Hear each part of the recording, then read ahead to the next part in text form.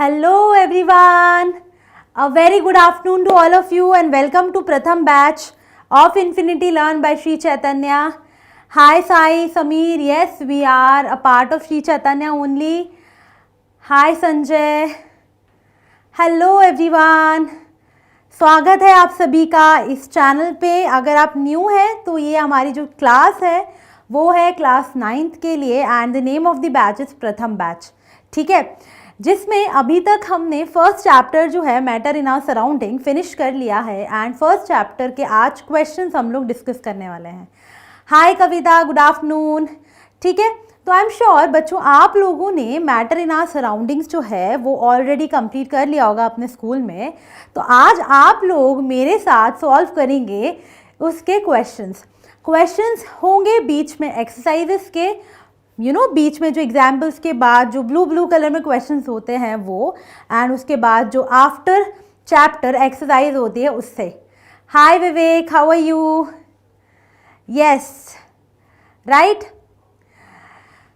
Good afternoon. तो आज हमारी चलने वाली है मिली जुली सरकार, जिसमें मिली जुली सरकार पता है क्या होती है? Do you know about that?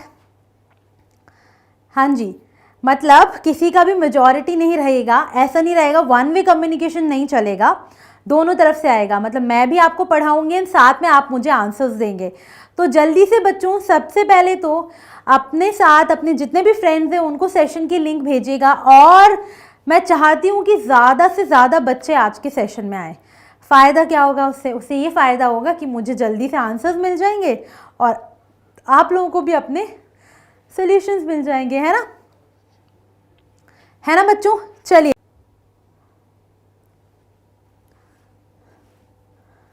Yes, a very good afternoon. हाँ, तो अगर आप लोग बोलेंगे तभी हम लोग स्टार्ट करेंगे, वरना नहीं करेंगे. Yes, so shall we start?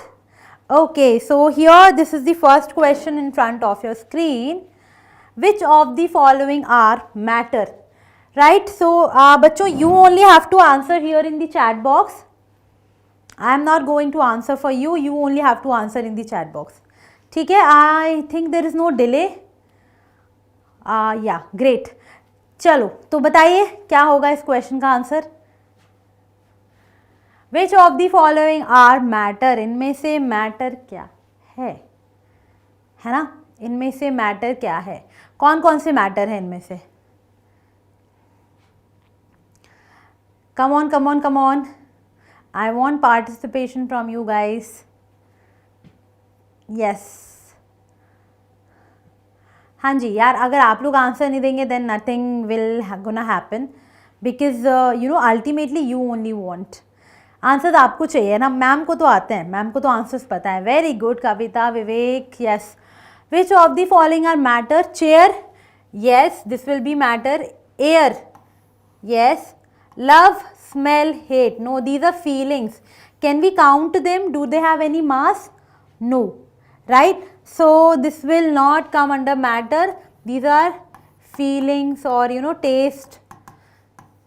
तो इनका कोई मास नहीं होता, इनका कोई वॉल्यूम नहीं होता. हम कभी नहीं बोलते ना 1 kg ऑफ हेट्रेड, राइट? ऐसा कुछ भी नहीं होता है ना. तो ये क्या हो जाएंगे? ये हमारे लिए मैटर नहीं होंगे. ठीक है. आलमंड्स, थॉट भी अगेन किस कैटेगरी में आएगा? इस कैटेगरी में. तो मैटर नहीं होगा. तो मैं मैटर को अलग कलर से बता देती हूँ यहाँ पर. चेयर, एयर, आलमंड्स, ठीक है. फिर कोल्ड मैटर होगा क्या? बिल्कुल भी नहीं होगा, है ना. तो ये भी नहीं होगा. लेमन वाटर, यस होगा. फिर स्मेल ऑफ परफ्यूम क्या होगा? एयर है वो भी, तो वो भी हमारे लिए क्या हो जाएगा? मैटर हो जाएगा, राइट? ठीक है.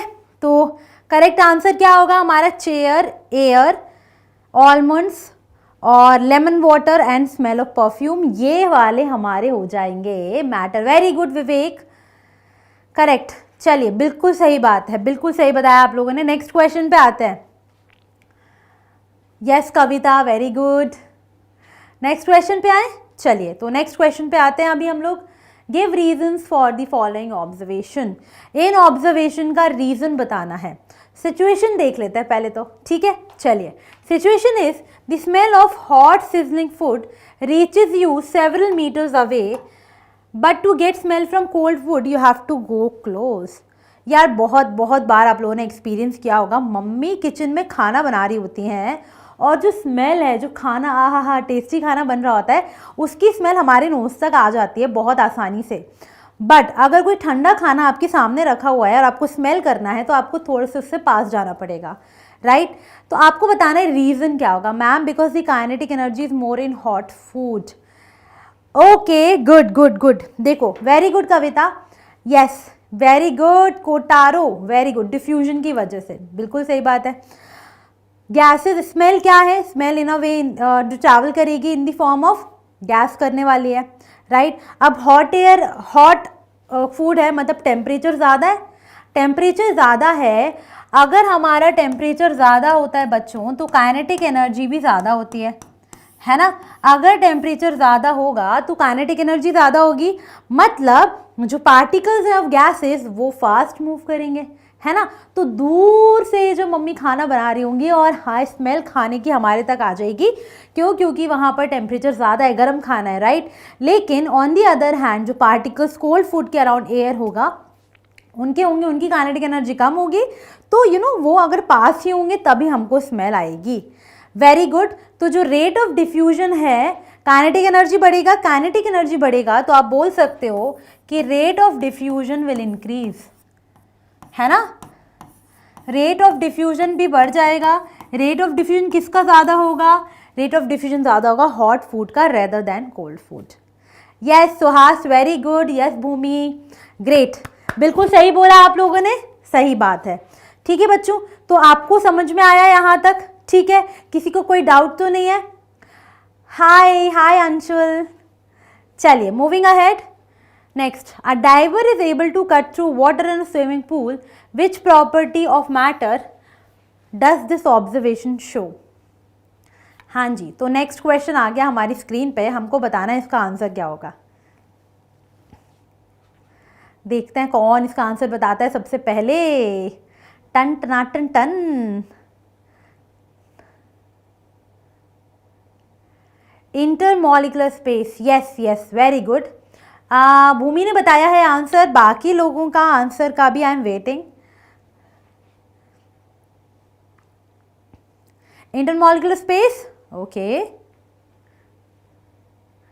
Liquids have less intermolecular forces, या करेक्ट।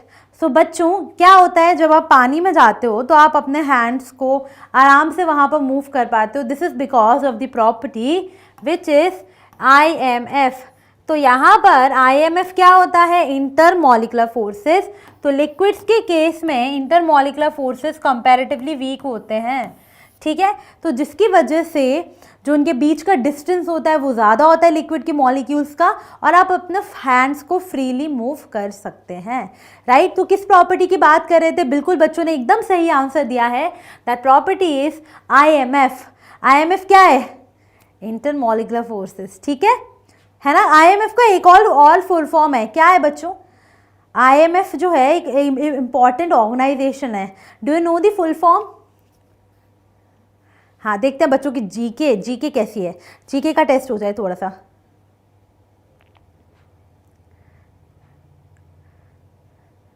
यस, क्या कहते हो? पता है IMF का फुल फॉर्म इन जीके, जो थोड़ा बहुत जनरल नॉलेज चेक हो जाए, आपको पता है बहुत इंपॉर्टेंट ऑर्गेनाइजेशन है एक IMF। हाँ जी, very good Kavita, it is International Monetary Fund, very good, correct. तो कई बार वो मत समझ लेना, केमिस्ट्री में वो नहीं होता, ठीक है? चलिए अब आगे देख लेते हैं। इसके बाद हम बात करेंगे यहाँ पर what are the characteristics of particles of matter. पूरा टॉपिक पढ़ाया था मैंने कैरेक्टरिस्टिक्स पे। पार्टिकल्स ऑफ मैटर की कैरेक्टरिस्टिक्स क्या होती हैं बच्चों, जल्दी से मुझे बताइए। अरे ये तो बहुत इजी क्वेश्चन है ना? Yes, I think there were 3 characteristics mainly. What are those 3 characteristics? Please type in the chat box. ठीक है? ला ला ला ला ला ला ला ला ला ला ला। या correct first is the particles of matter attract each other. So आप जो पॉइंट बता रहे हैं वही मैं पहले लिख रही हूँ. The particles of matter attract each other.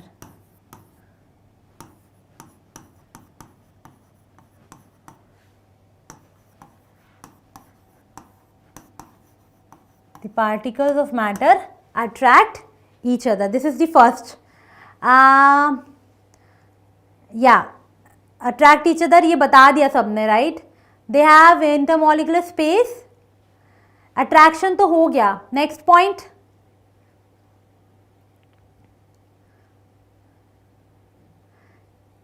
Correct. Second बताया है the particles of matter are continuously moving.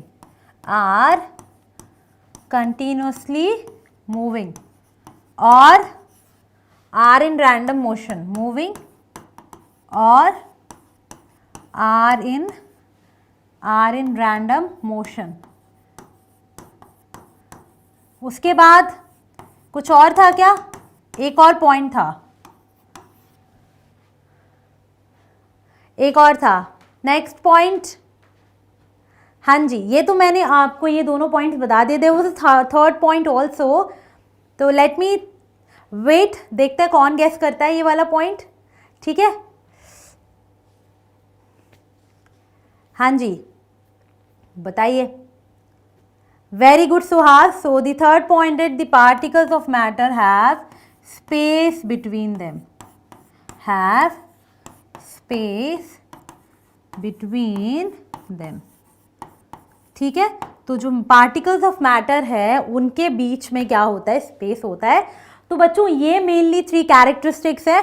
आप अपने वर्ड्स में लिख सकते हैं, कोई प्रॉब्लम नहीं है. बस होना चाहिए मूव कर रहे हैं, अट्रैक्ट कर रहे हैं और क्या है, उनके बीच में स्पेस है. ठीक है, चलिए अब आगे बढ़ते हैं. नेक्स्ट. तो यस, नेक्स्ट क्वेश्चन आपको बताना है. Arrange the following in the order of increasing density. Increasing density, generally अगर हम डेंसिटी की बात करते हैं बच्चों तो क्या होता है? ऑर्डर क्या होता है? सॉलिड्स, लिक्विड्स और गैसेस. गैसेस की डेंसिटी सबसे कम होती है, फिर लिक्विड्स की होती है और फिर सॉलिड्स की सबसे ज़्यादा होती है मैक्सिमम. आपको इंक्रीजिंग ऑर्डर बताना है, मतलब आपको बताना पड़ेगा वो सब्सटेंस जिसकी डेंसिटी सबसे कम है. तो क्या आप मुझे बताएंगे डेंसिटी सबसे कम किसकी है? हाँ जी, क्या लगता है डेंसिटी सबसे कम किसकी होती है? गैसेस की होती है. तो सबसे पहले हो जाएगा हमारा एयर. ठीक है, उसके बाद आएगा एग्जॉस्ट फ्रॉम चिमनीज, क्योंकि ये भी होती तो गैसेस हैं बट इसमें कुछ इम्प्योरिटीज होती हैं, राइट. तो नेक्स्ट हो जाएगा एग्जॉस्ट फ्रॉम चिमनीज.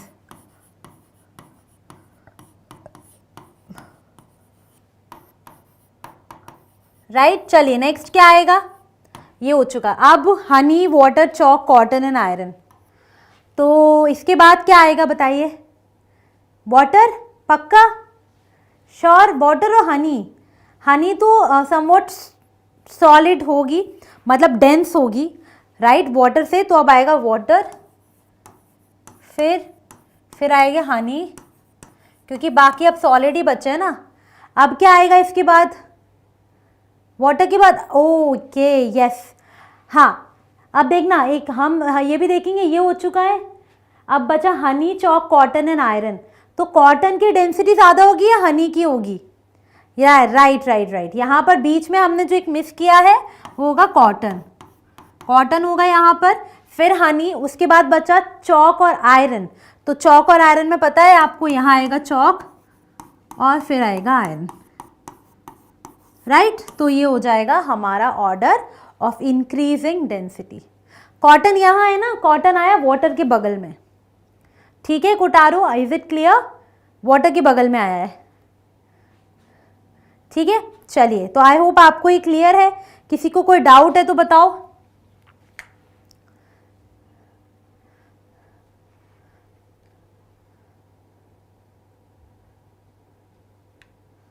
राइट, चलिए आगे बढ़ते हैं. आय हाय, बच्चे कहाँ गए? क्या हो रहा है? क्या हो रहा है भैया? नेक्स्ट देख लेते हैं, tabulate the differences between characteristics of states of matter. तो ये मैं टैबुलेट नहीं करूँगी, बट मैं आपको बता देती हूँ एक बार। तो यहाँ पर आपको कैसे टेबल बनाना पड़ेगा, एक में आपको कैरेक्टरिस्टिक्स लेनी पड़ेगी, थोड़े से मेरे हैंड में पेन हो रहा है तो उस चक्कर में, या प्रॉपर्टी लिखनी पड़ेगी यहाँ पर प्रॉपर्टी लिखनी पड़ेगी आपको। प्रॉपर्टी के बाद सॉलिड, लिक्विड और गैस, राइट, ठीक है। तो यहाँ पर सबसे पहले आप टेबल जो बनाएंगे उसमें पहले तो लिखेंगे प्रॉपर्टी, ठीक है। और वो प्रॉपर्टी कैसे वेरी करती है सॉलिड में, लिक्विड और गैस, ठीक है। अब प्रॉपर्टी क्या होगी, जैसे मान लीजिए हमने बात किया शेप का, राइट। हाय श्वेता, शेप, तो शेप क्या होता है सॉलिड का, they have a definite shape. Liquid का, they don't have definite shape. Gases में दोनों ही नहीं होते। फिर जैसे कंप्रेसिबिलिटी हुआ, डिफ्यूजन हुआ, इंटरमॉलिकुलर फोर्सेस हुआ, इंटरमॉलिकुलर स्पेस, सारी जो डिफरेंट डिफरेंट प्रॉपर्टीज़ है, रिजिडिटी, वो सब आप यहाँ पर मेंशन करेंगे, ठीक है। क्या ये बात क्लियर है? अभी मैंने आपको बेसिक बता दिया, आपको आता है डिफरेंशिएट करना, है ना। क्या ये क्वेश्चन हो जाएगा first part? Ma'am I am also lefty, very good, high five. Hi Shweta, right, है ना, हो जाएगा ना ये वाला। उसके बाद comment upon the following, rigidity, compressibility, fluidity, filling a gas container, shape, kinetic energy and density. तो बेसिकली इन पे कमेंट करना है कि ये प्रॉपर्टी होती क्या है, ठीक है। और उसके बाद इनको आप वही गैसेस के कंपैरिजन में, लिक्विड्स के कंपैरिजन में आप कंपेयर करके बता सकते हैं। तो इसमें बस वही है, ये पूरा क्वेश्चन उसी पे बेस्ड है, based on the characteristics of solids, liquids and gases, right. तो हमारे लिए इजी हो जाएगा। मेरा थोड़ा सा हैंड में पेन है तो मैं लिख नहीं पा रही हूँ, तो इसलिए मैंने आपको बता दिया कि आप ऐसे वाला क्वेश्चन को अप्रोच कर सकते हैं। या these are book questions, yes definitely we are solving the questions from book only, NCERT class 9th।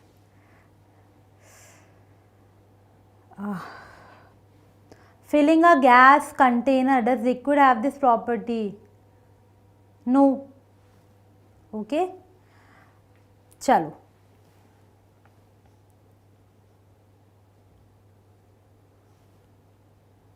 next, give reason, a gas fills completely the vessel in which it is kept. Gas fills completely the vessel in which it is kept. क्या होगा इसका reason बताना है आपको, ऐसा क्यों होता है?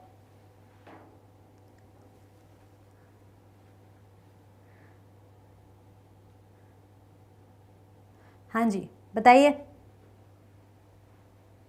गैस को अगर आप किसी भी कंटेनर में रख देते हैं तो वो उसको कंप्लीटली उस वेसल को फिल कर देता है।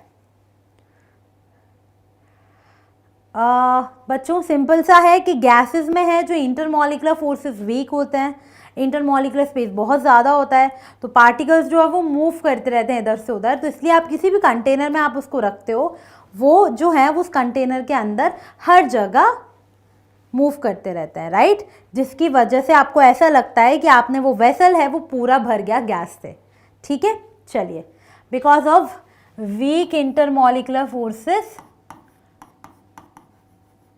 and large intermolecular distance, yes, space, right. Next, a gas exerts pressure on the wall of the container. Why does the gas exert pressure on the walls of container? क्यों ऐसा होता है? Tell me, why does this happen?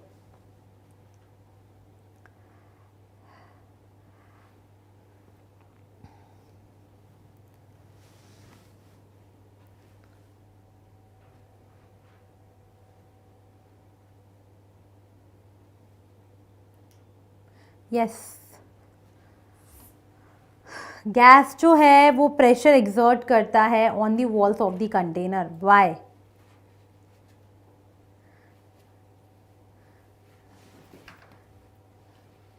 What is the reason behind this?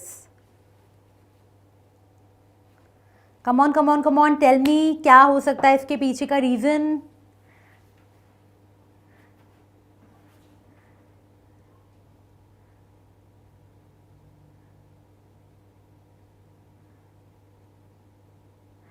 हाँ जी, क्यों होता है ऐसा? क्योंकि गैस के पार्टिकल्स को कंटेनर में नहीं रहना है, उसको बाहर निकलना है। पार्टिकल्स रैंडमली मूव कर रहे हैं, उनके बीच की इंटरमॉलिक्यूलर फोर्सेस वीक हैं, तो वो क्या करेंगे, वो पार्टिकल्स बाहर निकलने के लिए प्रेशर अप्लाई करेंगे वॉल्स ऑफ कंटेनर पे, तभी तो बाहर निकल पाएंगे, राइट? तो रीज़न सेम ही होगा कि इंटरमॉलिक्यूलर फोर्सेस वीक होते हैं, they are randomly moving, so they want to go out of the container, as a result of which they are applying force on a unit area on the walls of the container, and that is what pressure is. ठीक है, next, a wooden table should be called a solid. wooden table को आप solid बोलेंगे, liquid नहीं बोलेंगे, gas नहीं बोलेंगे, क्या होगा रीज़न इसका? हाँ जी बच्चे बताइए। तो बच्चों होता क्या है, जो वुडन टेबल है हमारी, उसका एक डेफिनेट शेप है, एक डेफिनेट वॉल्यूम है, डेंसिटी उसकी ज़्यादा होती है ना? तो इसलिए हम उसको क्या बोलेंगे, सॉलिड बोलेंगे, ठीक है? एंड पार्टिकल्स ऑफ वुड जो हैं, छोटे छोटे पार्टिकल्स वो एक फिक्स्ड प्लेस पे होते हैं, that is why it is known as solid. Very good. We can easily move our hand in air, but to do the same through a block, we need a karate expert. Yes, तो क्या होता है, अगर मुझे हाथ यहाँ पर move करना है, डांस करना है, कुछ भी करना है, I can do here, but अगर मुझे इसके बोर्ड के थ्रू अपना हाथ लेकर जाना है तो वो तो पॉसिबल नहीं है। क्यों नहीं है पॉसिबल बताइए? मुझे कराटे वालों को बुलाना पड़ेगा और वो जो केस हो जाएगा ना बोर्ड तोड़ने का, वो अलग है ना, तो पॉसिबल नहीं है ना, क्योंकि हम सॉलिड्स के थ्रू अपना हैंड मूव नहीं कर सकते। What is the reason behind this? Correct, because यहाँ पर एयर में IMF क्या होते हैं, वीक होते हैं, बट ऐसा सॉलिड में नहीं होता। सॉलिड के पार्टिकल्स में स्ट्रॉन्ग इंटरमॉलिक्यूलर फोर्सेस होते हैं, उनके बीच में डिस्टेंस बहुत कम होता है, टाइटली पैक्ड होते हैं, इसीलिए हम उसके बीच अपना हैंड को मूव नहीं कर सकते हैं, ठीक है? बट एयर में क्या होता है, पार्टिकल्स दूर दूर हैं, डिस्टेंस बहुत है। अगर हम यहाँ हैंड मूव कर रहे हैं तो पार्टिकल्स थोड़ा दूर चले गए, यहाँ कर रहे हैं तो पार्टिकल्स कहीं अपने अकॉर्डिंग अरेंज हो गए, ठीक है? ऐसा पॉसिबल नहीं है सॉलिड्स में, इसीलिए सॉलिड्स में आप अपने हैंड्स को मूव नहीं कर सकते हो, राइट? चलिए next, liquids generally have lower density as compare to that of solid, but you must have observe that ice floats on water. Why? Generally आपको पता है लिक्विड्स की जो डेंसिटी होती है वो सॉलिड से कम होती है ना? But there is this exception that ice is less denser than water. Ice is less denser than water, right? Ice की डेंसिटी वाटर से कम होती है ना? ये पूछ रहे हैं, इसलिए आइस फ्लोट होती है वाटर पे, पर क्यों कम होती है वाटर से आइस की डेंसिटी? या ice has a lower density, correct, right? Ice की डेंसिटी कम होती है, इसीलिए वो फ्लोट करती है वाटर पे। But can you tell me why ice has less density than water? हाँ जी, क्या हो सकता है इसका, पता है आपको? तो आप, अगर आपको नहीं पता है तो आप मुझे नेक्स्ट क्लास में बताइएगा। क्वेश्चन को मैं दिमाग में रखूंगी कि आइस की डेंसिटी पानी से कम होती है, इसलिए आइस जो है वो फ्रीली पानी पे फ्लोट हो पाती है। बट आइस की डेंसिटी पानी से कम क्यों होती है? Because it has open cage like structure. Yes Suhas, you are right, because ice का जो स्ट्रक्चर है वो बड़ा सा होता है, नेटवर्किंग होती है जिसमें हाइड्रोजन बॉन्डिंग की, जो कि मैं आपको आगे समझाऊंगी। तो बड़ा सा स्ट्रक्चर होता है जिसकी वजह से वॉल्यूम बढ़ जाता है। वॉल्यूम बढ़ जाता है तो डेंसिटी क्या होता है, मास बाय वॉल्यूम। तो वॉल्यूम बढ़ेगा तो डेंसिटी क्या हो जाएगी, कम, right? So the answer is clear, ठीक है? अत्तर सिंह हाय। अरे बाबा अभी तो इजी क्वेश्चंस आ गए। Convert the temperature to Celsius scale. Relation, रिश्ता बता देती हूँ। रिश्ता क्या है? रिश्ता ये कहलाता है कि टेम्परेचर केल्विन में, टेम्परेचर डिग्री सेल्सियस में प्लस 273। मैं सिर्फ 273 ले लेती हूँ, ठीक है? आपको बताना है convert the temperature two degree Celsius, ठीक है? तो अगर मुझे डिग्री सेल्सियस में कन्वर्ट करना है 300 is equal to temperature in degree Celsius plus 273, है ना। तो यहाँ से टेम्परेचर इन डिग्री सेल्सियस कितना आ जाएगा, 27 डिग्री सेल्सियस। ठीक है, तो जब भी केल्विन में टेम्परेचर दिया होगा आप क्या करेंगे, बताइए मुझे, क्या करेंगे, बहुत इजी हो जाएगा, -273। इसी पे आप मुझे सेकंड वाले पार्ट का आंसर बता दीजिए, देखते हैं कौन पहले आंसर कर रहा है। ये तो बहुत इजी क्वेश्चन था, है ना। चलिए बताइए। ठीक है, मीनवाइल आप आंसर बता रहे हैं, तब तक मैं पानी पी लेती हूँ।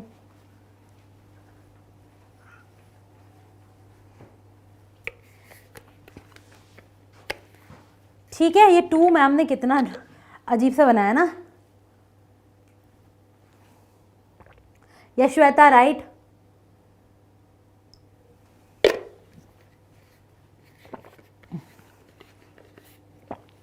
बिल्कुल बिल्कुल, very good Shweta, Suhas, Kavita, answer will be 300 degree Celsius. क्यों, हम क्या करेंगे, हम माइनस कर देंगे 273, तो 573 minus 273 it will be 300 degree Celsius. Clear, yes. चलिए स्टार्ट करें, आगे बढ़ते हैं। Next, what is the physical state of water at 250 degree Celsius. 250 degree Celsius पे वाटर की फिजिकल स्टेट क्या होती है, सॉलिड होती है, लिक्विड होती है, गैस होती है। यस, यूनिवर्सल बिलीवर, आप ही आंसर दे दीजिए, है ना, मौका मिलेगा ना, सबको मौका मिलेगा। ए क्या होता है, पानी, पानी नहीं, पानी पानी नहीं होगा, gas, correct.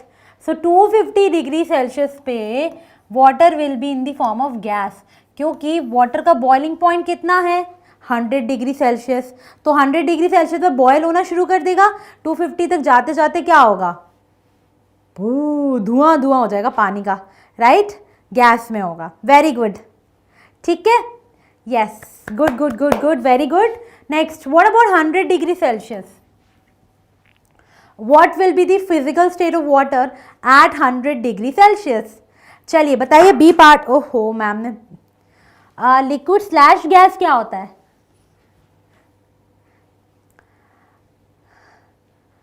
Very good, this is the boiling point. तो यहाँ पर जो है वो वाटर लिक्विड से गैस में कन्वर्ट होना शुरू हो जाएगा, बट क्या पूरा लिक्विड गैस में कन्वर्ट हुआ होगा, नहीं, तो थोड़ा लिक्विड होगा और थोड़ा गैस होगा।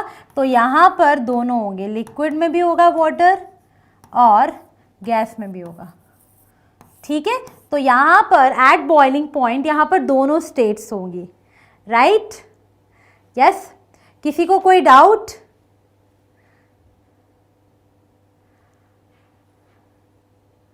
यस, चलो। Boiling is at a temperature, जिसको बॉइलिंग पॉइंट बोलते हैं स्पेसिफिकली। वेपराइजेशन मतलब इवोपरेशन, कि वो बॉइलिंग पॉइंट से पहले जो हमारा कन्वर्जन हो रहा होता है उसको हम बोलते हैं वेपराइजेशन। ठीक है, चलिए next question. For any substance why does the temperature remains constant during the change of state. ये मैम ने आपको बहुत अच्छे से पढ़ाया है ना, बताया है ना। क्या है इसका आंसर, क्या होगा, तो क्लियर हुआ भूमि आपका डाउट। Evaporation will take place at temperature below the boiling point. Evaporation, vaporization and evaporation are same. Yes, so why the temperature remains constant during the change of state? Where is the energy going?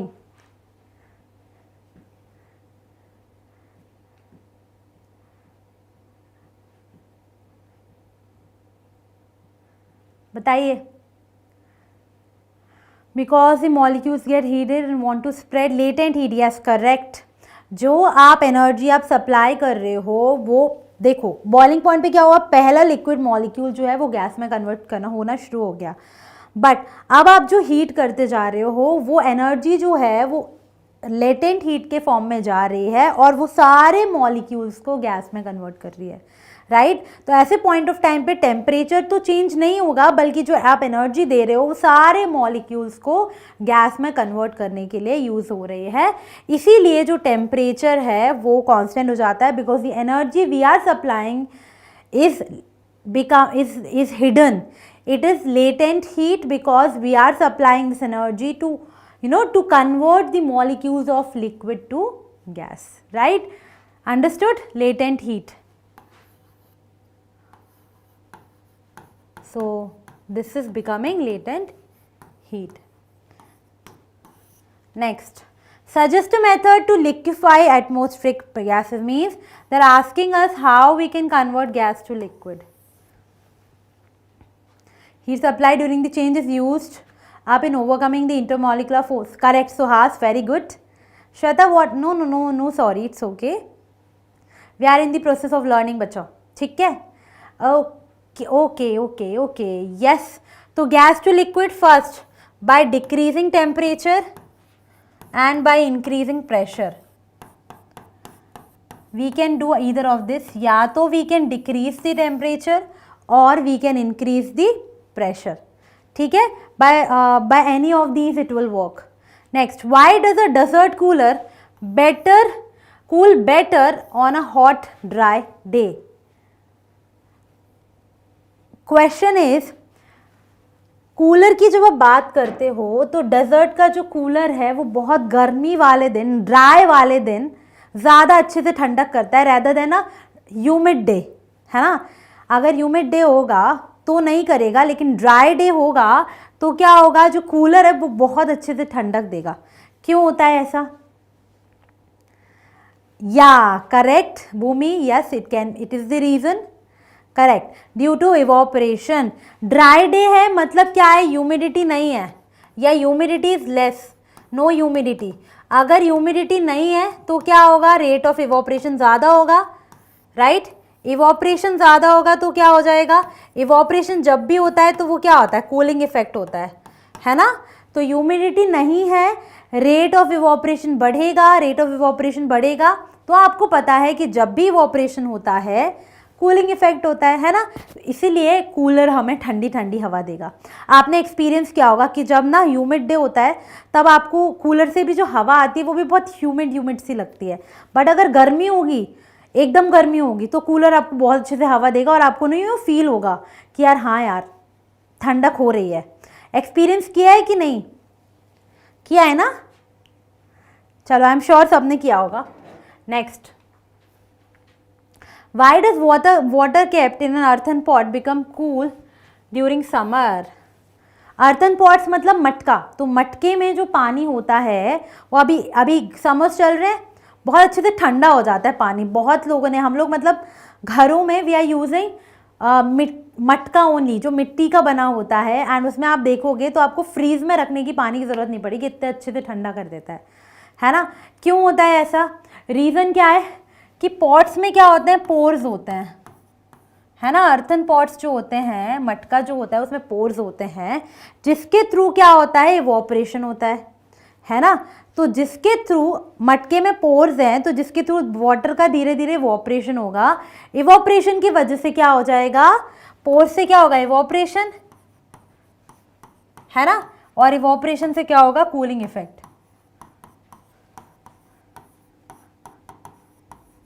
Evaporation से क्या होगा, cooling effect. ठीक है, तो हमारा पानी क्या हो जाएगा, ठंडा। Yes, very good. तो इवोपरेशन हो जाता है, इवोपरेशन होगा तो कूलिंग इफेक्ट हो जाएगा इनडायरेक्टली, सारे उसकी एप्लीकेशन है। ठीक है कविता, यस वेरी गुड। धीरे धीरे धीरे धीरे वाटर क्या होता है, इवोपरेट होता जाता है और टेम्परेचर कम होता जाता है। Next, why does our palm feel cold when we put some acetone और पेट्रोल और परफ्यूम? आपने ट्राई किया होगा, अगर आपने पाम पे आपने ना एसीटोन रख दिया है ना, या परफ्यूम रख दिया, तो ठंडा ठंडा सा फील होता है। क्यों होता है बताइए? एसीटोन रखने पर इवोपरेशन, करेक्ट। तो ये सब्सटेंसेस जो है ना बच्चों, ये होते हैं वोलेटाइल। वोलेटाइल मतलब होता है ये something which इवोपरेट्स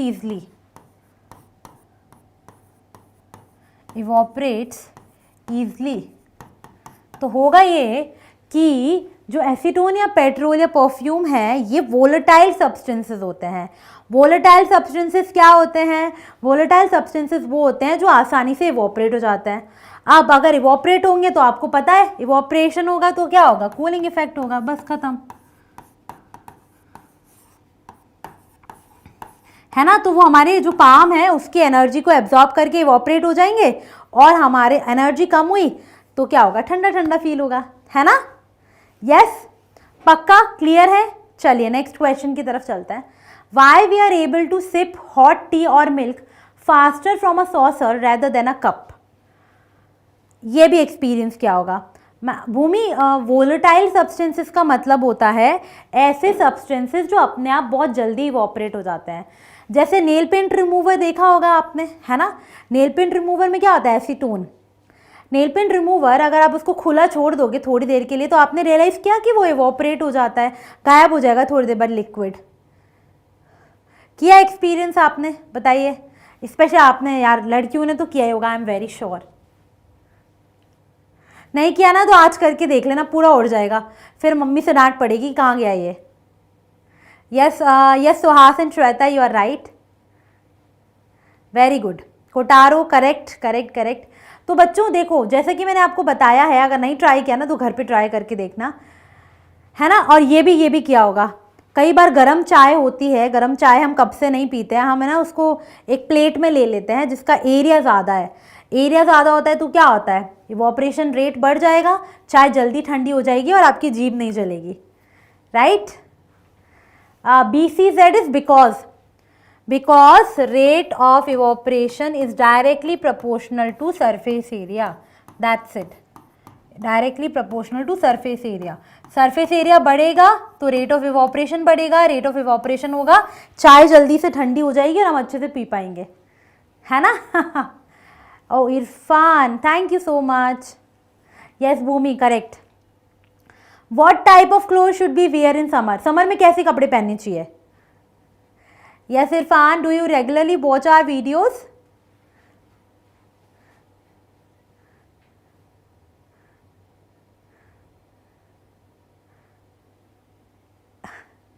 correct, cotton clothes, cotton healthy.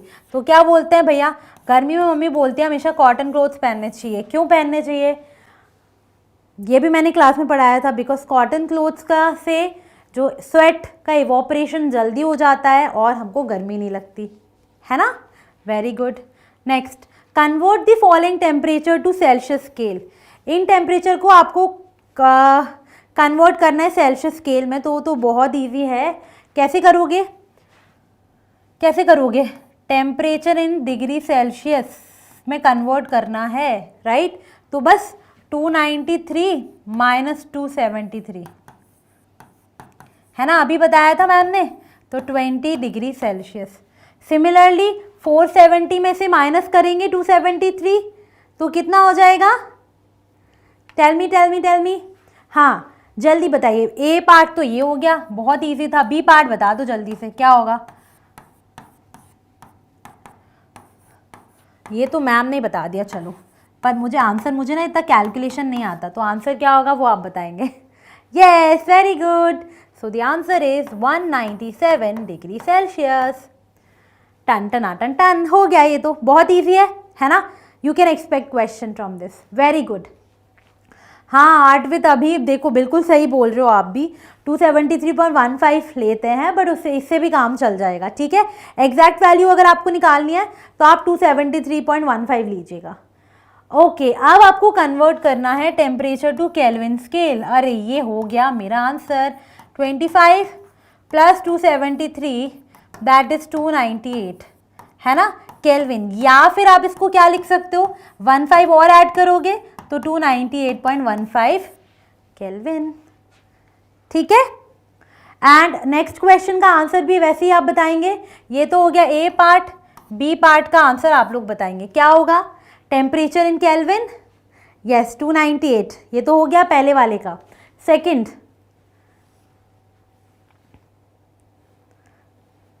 हाँ जी सेकंड वाले का, ला ला ला ला ला है 100, ना बाबा 100 नहीं होगा, कोटारो ने गड़बड़ कर दिया। 100 कैसे होगा, नहीं होगा, गलत। आपको ऐड करना है ना, वैल्यू तो बढ़ेगी। तो यहाँ पर 373 प्लस 273 होगा ये, राइट। 6 7 + 7 14 1, ये हो जाएगा 646 केल्विन। आपने माइनस कर दिया, आपने गड़बड़ कर दी।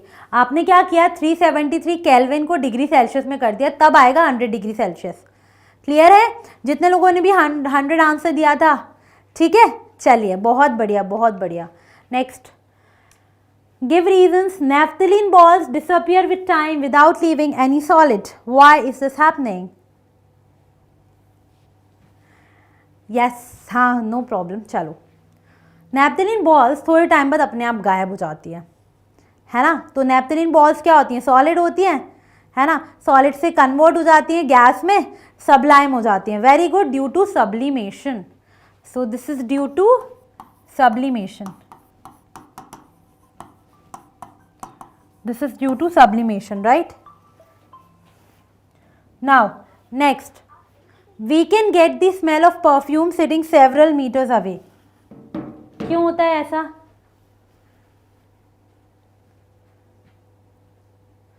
यस, हाँ, क्यों होता है? We can get the smell of perfume sitting several metres away. Very good, किसकी वजह से होता है? बिकॉज ऑफ डिफ्यूजन, है ना। डिफ्यूजन की वजह से हमारा रास्ता क्लियर हो जाता है और जो परफ्यूम की स्मेल है, आप बहुत दूर होंगे वो भी आपके तक पहुंच जाती है। ठीक है, बिल्कुल सही पकड़े हैं, डिफ्यूजन। ठीक है, चलिए, arrange the following in the increasing order of forces of attraction. हमें 3 चीज़ें दी हुई हैं, वाटर, शुगर और ऑक्सीजन। तो ये तो बहुत ईजी होने वाला है ना। क्या हो जाएगा आंसर? ये लिक्विड है, ये सॉलिड है और ये है गैस। तो आपको क्या बताना है? Increasing order of force of attraction. सबसे कम किस में होंगे से टू सबसे ज़्यादा। यस, तो क्या हो जाएगा यहाँ पर? सबसे ज़्यादा होगा शुगर में, उसके बाद होगा वाटर एंड सबसे कम है हमारा सबसे हैप्पी किड है ऑक्सीजन, है ना। हैप्पी किड इज ऑक्सीजन, है ना। मैम ने सही दिया ना आंसर? अरे वाह, मैम और आपका आंसर मैच हो गया। Next, what is the physical state of water at 25 degree Celsius, 0 degree Celsius और 100 डिग्री? ऐसा हमने सेम क्वेश्चन आज किया था, तो इसका आंसर आप लोग मुझे देंगे कमेंट्स में। सेम ऐसा क्वेश्चन किया था, कमेंट्स अभी नहीं, कमेंट बॉक्स में आफ्टर द सेशन। ठीक है, अभी इसका आंसर मैं नहीं देखने वाली हूँ, मैं बिल्कुल नहीं इसका आंसर आपको सही बताऊंगी। ठीक है, नेक्स्ट अगला क्वेश्चन देख लेते हैं। Give 2 reasons to justify. First, water at room temperature is a liquid. पानी जो है रूम टेम्परेचर पे वो लिक्विड होता है, क्यों? वाई? बिकॉज हमें I not check that question answer. ठीक है, क्यों होता है? पानी, water at room temperature is a liquid. हाँ जी, और नेक्स्ट है iron almirah is a solid at room temperature. बिल्कुल, बिकॉज रूम टेम्परेचर इज, हाँ, रूम टेम्परेचर होता है 25 डिग्री सेल्सियस, ये जनरली माना जाता है। ठीक है, इस पे हमारा वाटर जो है लिक्विड होता है, उसके इंटरमॉलिक्यूलर फोर्सेस वीक होते हैं। ठीक है, उसके बाद रूम टेम्परेचर पे ये सॉलिड होता है आयरन। ठीक है, और इसकी प्रॉपर्टीज़ जो हैं वो सॉलिड से रिजेंबल करती हैं। ठीक है, चलिए 2 रीजंस बताने हैं तो आप बता सकते हो। रूम टेम्परेचर पे उसका डेफिनेट शेप होता है आयरन का, डेफिनेट प्रॉपर्टीज़ होती हैं, डेंसिटी ज़्यादा होती है, वगैरह वगैरह वगैरह। ठीक है, next, why ice at 273 Kelvin is more effective in cooling than water at same temperature? This question is homework.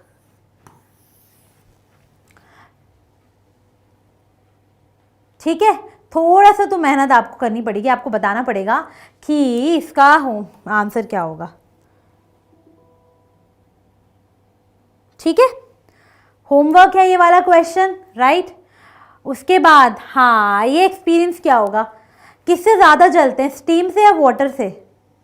अगर आपने गर्म पानी करने रखा है गैस पे, ठीक है, उसको रख दिया आपने, और अगर आप जैसे ही एकदम से प्लेट हटाते हो तो ऐसा नहीं लगता आपका हाथ एकदम बहुत तेज़ जल जाता है, क्योंकि भाप निकल रही होती है, राइट।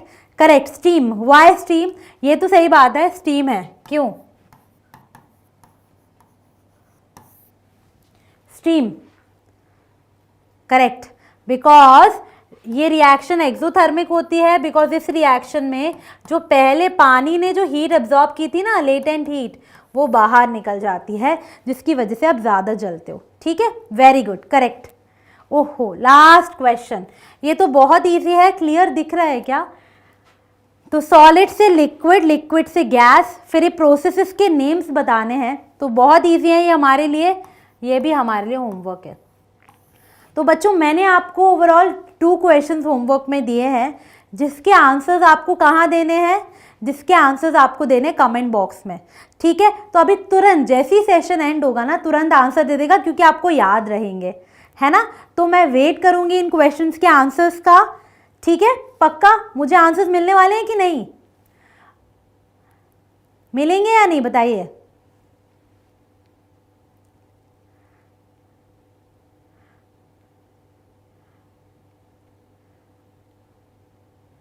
मिलेंगे ना, राइट। चलिए, वेरी गुड। तो आंसर अभी मुझे दीजिएगा। That's all, with this we have completed the complete chapter first of class 9। I hope आपको समझ में आया होगा। अगर समझ में आया है तो प्लीज़ सेशन को शेयर करिएगा अपने फ्रेंड्स के साथ, एंड हम आगे ही मिलते रहेंगे, आगे की पढ़ाई करते रहेंगे। That's all, bye bye.